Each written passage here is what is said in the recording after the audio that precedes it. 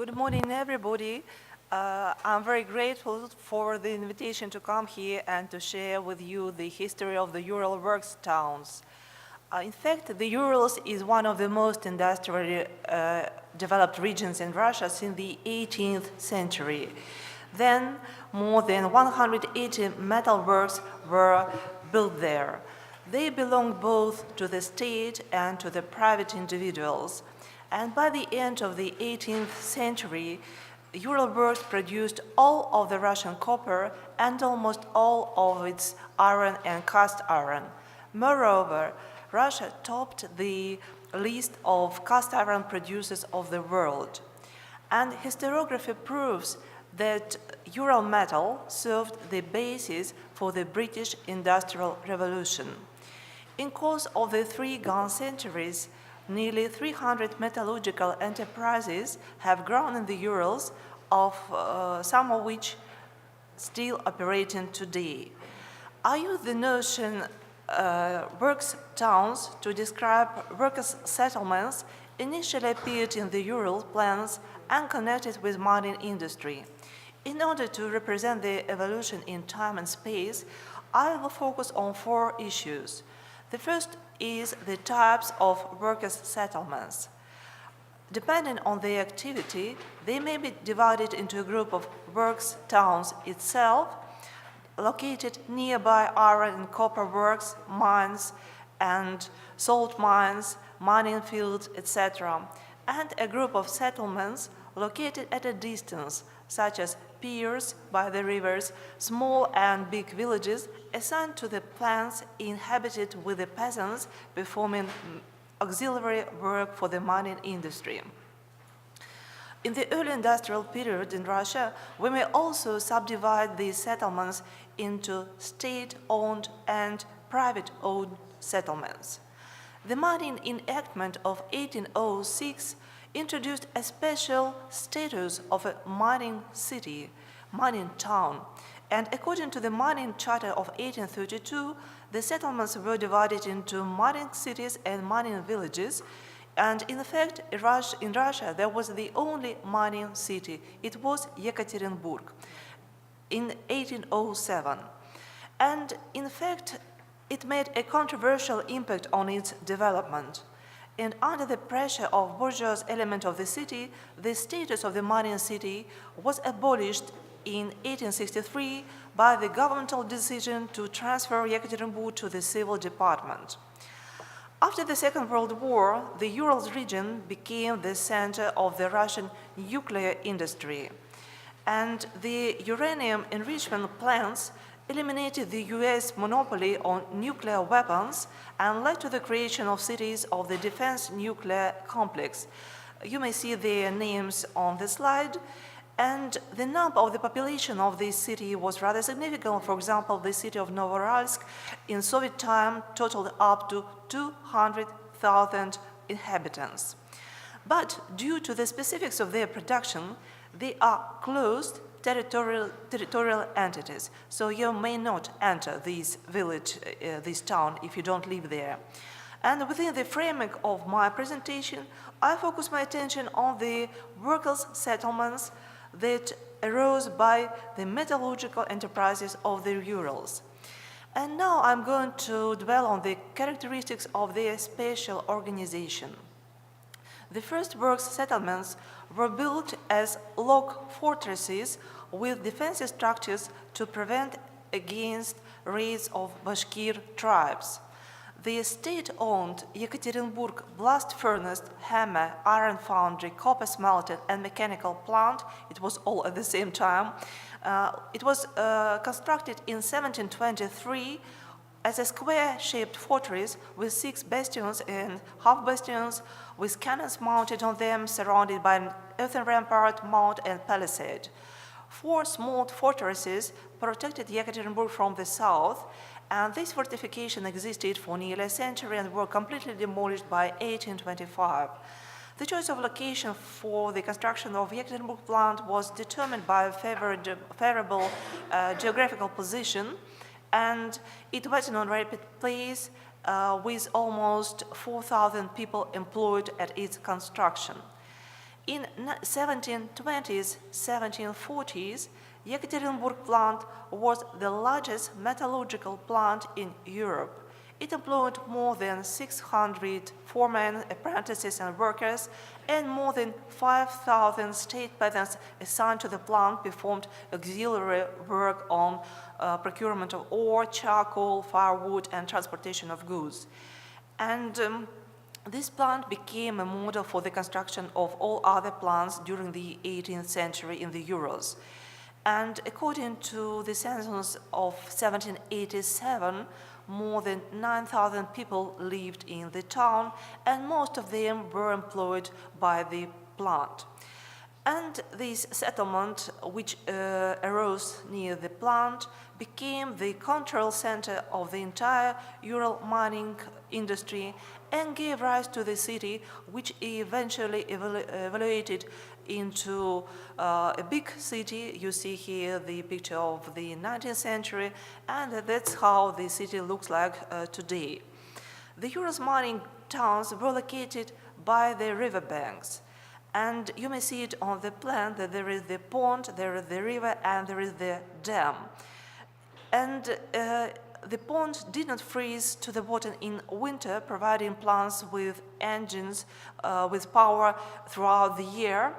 And the main city street passed over a dam.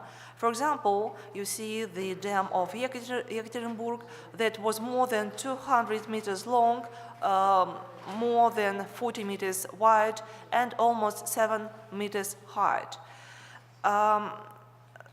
It provided, that's how it looks today. It provided simultaneous operation of 50 water-driven wheels with a diameter up to 6 meters. The significance of the rivers for the foundation of plants was that great that almost 80% of the settlements were named after the name of the river where they appeared.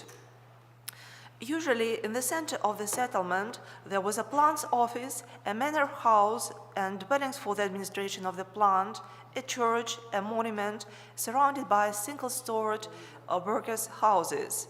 Later, with the increase of the scales of production, such a layout turned the Urals work settlements into hotbeds of serious ecological tension, because smoke and harmful gases emitted by the plant's pipes enveloped the residents' dwellings and filled the entire river valley, forming a smoke. Plants dumped the industrial waste into the ponds. The situation got worse in spring when melted snow brought the sewage with it, while the residents used the water from the pond for drinking and for household needs. Many contemporaries, journalists, and writers describe production workshops, workers' housing, and other elements of industrial landscape with great artistic force and realism, which gives an interesting possibility to compare for a comparative analysis of the literary images of the industrial centers in Russia and abroad. And I have made such an attempt to compare the literary image of the industrial landscape by Émile Zola in Germinal, and in the text by the famous Ural writer Mamin Sibiryak. And I launched this idea. Maybe it will be interesting for somebody to make a common project, a joint project, to compare the literary images of industrial landscapes in Russia and in some other countries of the world. At the beginning of the 20th century, 3 works towns in the Urals had a population of more than 5,000 people, and workers' houses, as a rule, were built of pine, were one story with 1 or 3 chambers in the courtyard, and you see that often they were roofed because of the weather, because it snows in the Urals for half a year. So the courtyard was roofed. There were facilities, buildings for supplies, and there was a kitchen garden, there was a bathhouse. And plant owners normally did not construct houses for the workers, except for some experiments made by Demidovs in the early 19th century in Nizhny Tagil, and another housing for the workers were constructed that were inhabited for more than 120 years. And the houses for the factory owners, they were normally two-storied with mezzanines, outbuildings, winter gardens, and parks. And at the mines and the places of wood and charcoal procurement, the management of the plant constructed houses for the families of the workers and barracks for the single, and they provided the shelter free of charge. But it was much later, in the period of Soviet industrialization, that this type of workers' dwellings, the barracks, they became the basic dwellings for 2/3 of the Ural workers. A feature of some of the Ural works towns was settlement of Europeans in special neighborhoods. And in the early 19th century, foreign specialists came to the southern Urals, and here you see that almost 500 people lived in Zlatoust, and a special settlement was created for them, two streets, big and small German streets. And as the Germans were of different denominations, a Catholic church and a Protestant church were built for them in Zlatoust, and again at the expense of the factory, they built the special terrace in the pine wood, and this place with playgrounds and club was called Freudenthal, the Valley of Joy. And there was also a school for German children, and there was a library founded in 1817. And then these houses, they were granted for the Germans, so free of charge. A typical form of worker settlements in the newly created large industrial enterprises in the Urals in the 1930s, in Soviet times, were so-called socialist towns surrounding the industrial center. Here you see the district of Uralmash in Iekaterinburg, and an example of such industrial residential areas is Uralmash district, with a population of 200,000 people living in the north of Iekaterinburg. My third point is a few remarks about the social system. For the new private-owned enterprises, the owners forcibly resettled their serfs from other provinces, and the government sent to the state-owned plants recruits who worked there instead of their service in the army.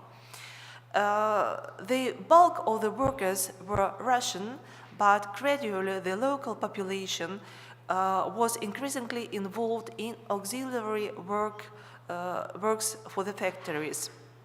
Works owners provided serf workers with land plots for the construction of houses, granted them pastures, meadows, and arable land, firewood for heating of dwelling free of charge.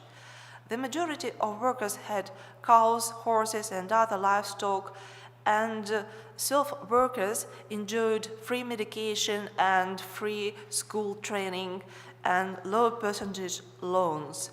In state money districts, they also could attend schools for free and were provided with free medical treatment.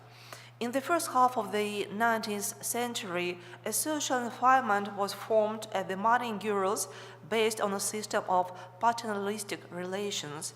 And I'll just give you a figure to understand that by the end of the 18th century, there was also only 3 hospitals in the Urals and 2 primary schools.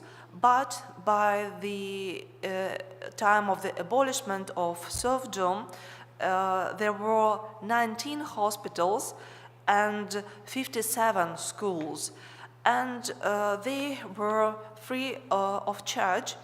And so workers in the Urals, they were not very enthusiastic about the abolition of serfdom in 1861 because the plant owners sponsored them, granted benefits, and maintained churches, hospitals, and schools that were free for the workers.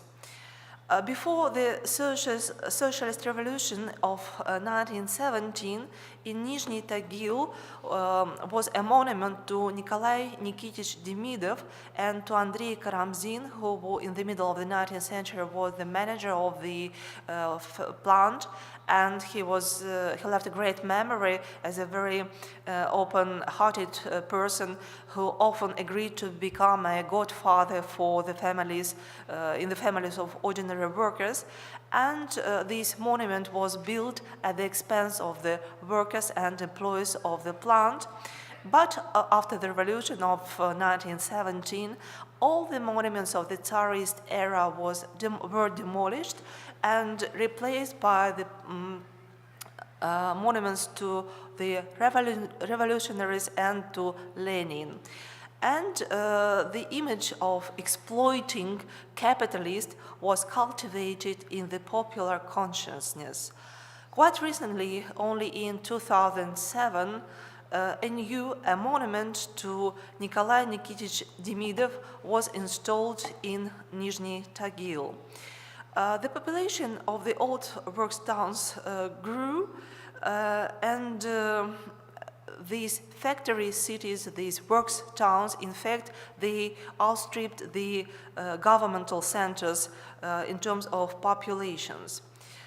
But still, the typical feature was the small plots that Soviet administration of the plants gave to the workers of the plants.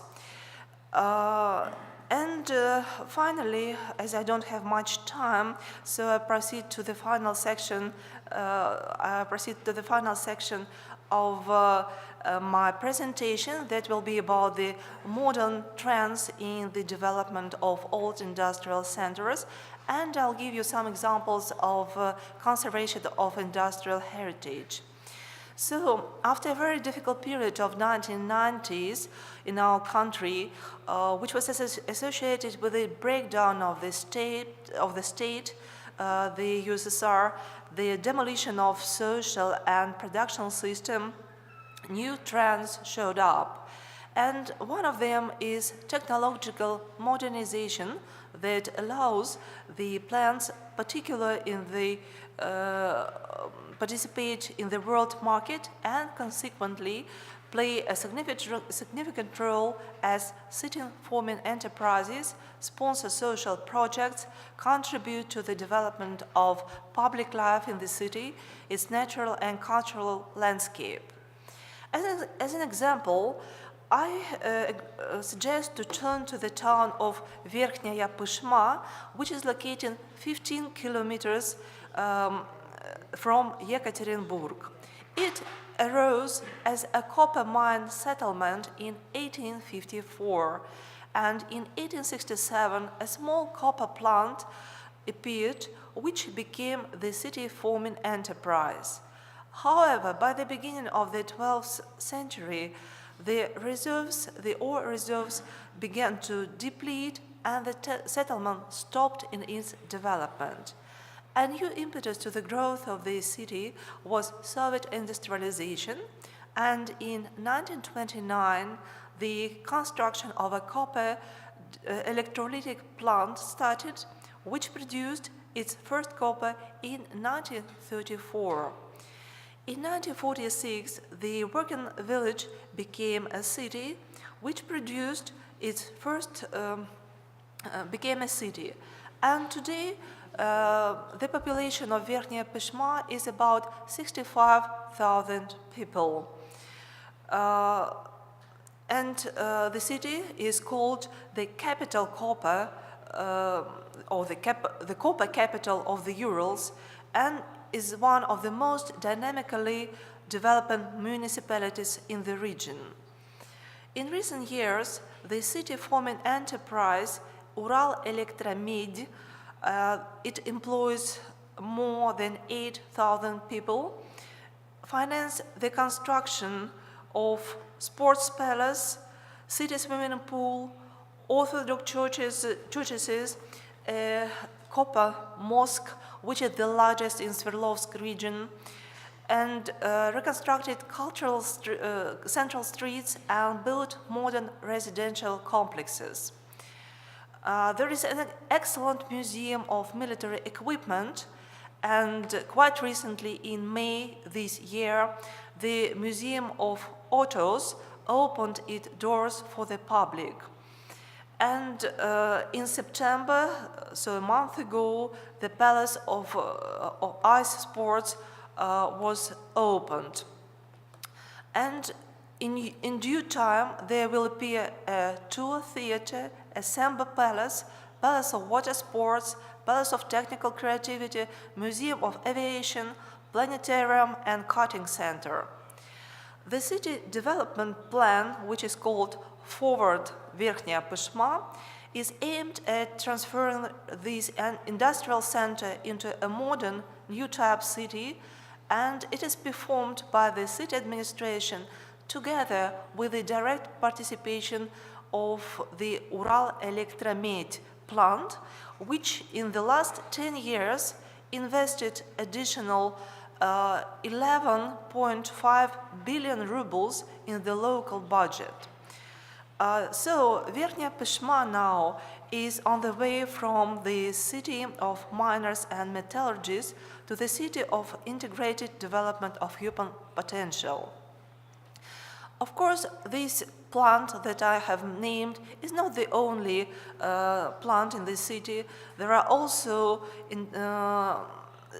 enterprises of machine building, metal processing, non-ferrous metallurgy, chemical and food industries, construction industry, and so on.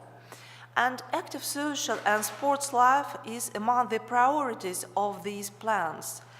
Enterprises show much care about factory veterans. For example, at Ural Elektromed, over 6,000 workers annually receive social and material assistance from the plant, and they receive non-governmental corporate pension at the expense of the enterprise. Formation of local identity is promoted by mass media like city newspaper Red Banner and TV of this enterprise Ural Elektromed. There are corporate and city holidays. For example, every year there is the celebration of the Day of the City, which is on the Day of Metallurgist, and it attracts a large number of citizens who take part in various events, competitions, and enjoy traditional concert and colorful fireworks. Significant efforts are invested in the formation of a new generation. For example, this summer children spent a Spanish season in summer camp Selenium by the same that belongs to the same plant Ural Elektromed, where they learned much about history and culture of Spain, and they were taught Spanish language by the Honorary Council of Spain in Iekaterinburg, Francisco de Borja Rodriguez Pantoja de Orim. There is also the Technical University, which is also sponsored by this plant, and this is the only private university in Russia, private technical, university in Russia, which gives a high technical education, offering basic and advanced professional training courses for several thousand workers, engineers, and managers at all levels from various industrial enterprises. Thus, Верхняя Пышма is an example of the fact that factory settlements, works towns in the modern era do not necessarily end up in the dustbin of history, but basing on the historic traditions are transforming into in a creative way into modern cities.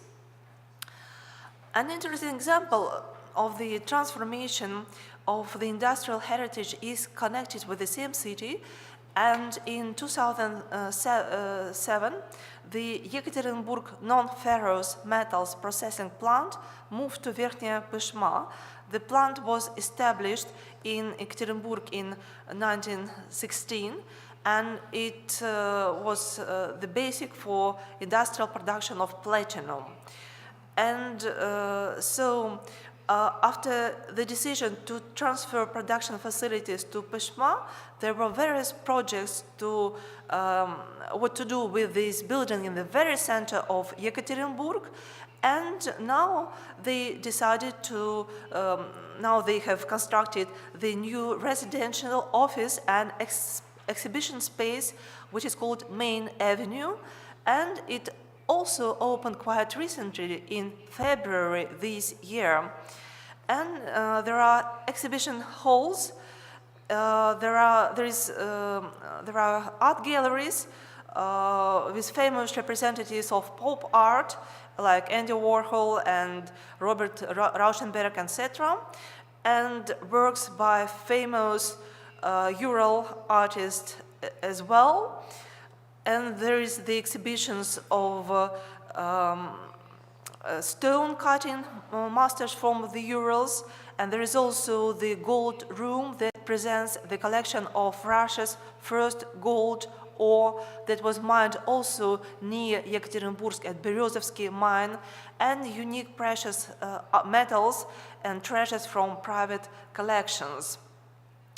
And there is also the artworks for, visitors can work on printed graphics. It's an exhibition and educational space with regular open lectures and master classes. And now, as a conclusion, I'd like to say that the Ural works settlements, many of which in the course of time grew into large cities, include the following typical features. Emergence of settlements as a consequence of the organization of industrial production, a typical planning around the metalworks dam, construction of quarters in the European style for the residence of foreign technical specialists in some of the Ural cities, the ambivalence of international contacts from broad inclusion into the global economic, innovative, technological, and cultural space to strictly closed cities of the nuclear complex. Evolution in space from enclosed fortified settlements to industrial conurbations, tight connections to production of and residential functions, socialist-type settlements around Soviet-time plants, a large number of single-industry towns, tight liaison of the worker settlements' inhabitants, and the land in one is also one of the constants of lifestyle still existing today. In a broad comparative aspect, it is obvious that the spatial and social transformation of worker settlements varies significantly. On the one side of this imaginary scale, for example, there are settlements that turned into agricultural settlements. But on the other scale, part of this scale, I gave you an example of Verkhnya Peshma, which is a modern industrial center and is also a high-ranked cultural center.